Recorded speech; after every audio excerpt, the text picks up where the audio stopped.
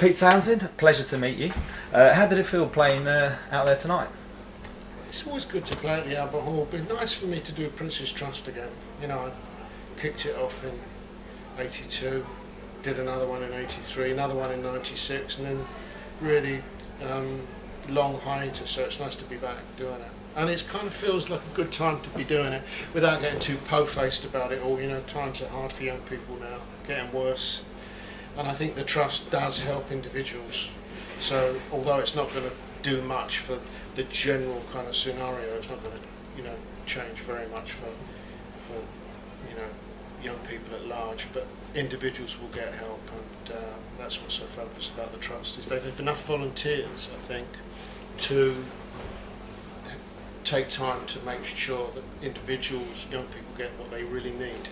Yeah, I mean, you finished off with Won't Get Fooled Again, my ringtone, by the way. and you said, yeah, 71, 30 years later, you know, what's changed? Not much, really. Some sort of these issues are still there. Well, in a sense, things have changed, but they've gone back, haven't they? We're now back where we were. You know, when Won't Get Fooled Again was written, there were 3 million unemployed in the UK. It's 2.4 now, but 40% of those are young people. So it's 1 million young people unemployed right now, and it's not. It's not a good place to be. It really is not a good place to be. And you know, the riots in Salford were brutal and tragic to see. And you know, it's all very well to go back and analyse now and say that, you know, they were all villains anyway. Bollocks. You know, if they're villains, they've got problems in the first place. You know, if they're, you know, so you know, I think, you know, we need to. You know, when I decided to sing the song, and I decided to sing the song before I thought about what the impact might be in the context of tonight, and I just thought, you know, it's worth saying.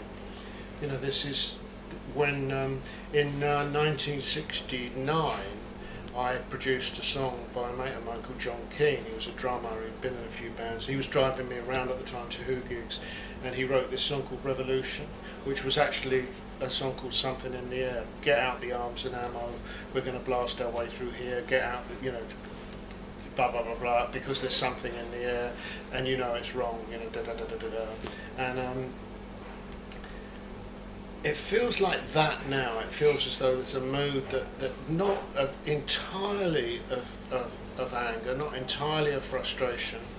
It's almost as though somebody needs to do something, and that thing about wanting to be heard, that's the thing that I think is so difficult when you're young. In fact, the whole of rock and roll, the whole of rap music, the whole of all Can of I have the your big, attention, please? all This of is the a health big and safety announcement. The whole of the auditorium is now a compulsory hard hat area. It's a hard hat. Repeat, the The whole of the auditorium is is a hard hat. a hard hat area. Thank you. Hard hat? In my loo it says that I've got to wear ear defenders while I'm on the loo. Because it's below the stage. But I think the thing is that right now, yeah, is this thing about really wanting, you know, pop music really, I think has always been about a way for us to feel that we could at least speak to each other. You know, I'm not young anymore, but the music still works in exactly the same way. Yeah, you've been a social commentator for a long time. I mean, since I can remember.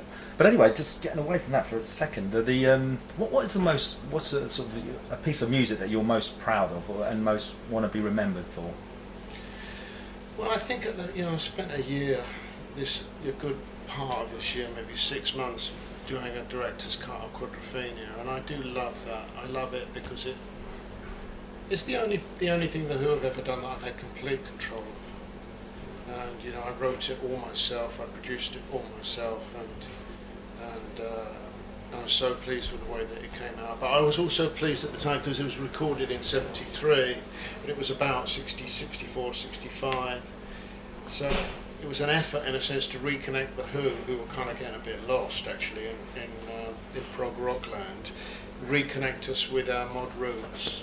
And I think it did that, and it also created echoes for the mod movement, which is not much of a movement in a sense, but it makes you wonder what it is about why fashion and clothing and the gang is so important when you're young. I think it's a place where, in a gang as a boy, I can remember that, you know, any gang that I was in that could I used to feel I would subsume, if you like. It would subsume all of my jagged edges, and whatever it couldn't subsume, whatever it couldn't absorb, whatever it couldn't cope with about me, the gang, that would be the bit that I had trouble with. You know? And so it's a kind of a learning place, and so Quadrophenia for me both brought the band back to its roots, but it also reconnected me with that, and I learned a lot about where we come from. Is it true that Johnny Rotten was the first choice for Absolutely, Tommy? yeah. I knew him because he'd been using my studio in Soho. What a fucking diamond. Diamond, that's so smart. But unfortunately, we went out with the director and Johnny Rotten liked to drink, so did I. So we just got pissed and I drove my car the wrong way round a roundabout. We went to Camden Palace together. And I got stopped by the police. They hauled us out, and it was just anyway. I think he decided not to do it. I don't think it was us. I really wanted him, but I don't know how good he would have been. But he's very, very intense. He could have been good. Did you have anybody else in mind as well? Any other? No. I had one person in mind, and it was him. Guys, sorry to interrupt, but we've got a couple of others, so we'd Yeah. like to wrap it up. Sure. How does, let's say, just playing acoustic change from playing in the Who?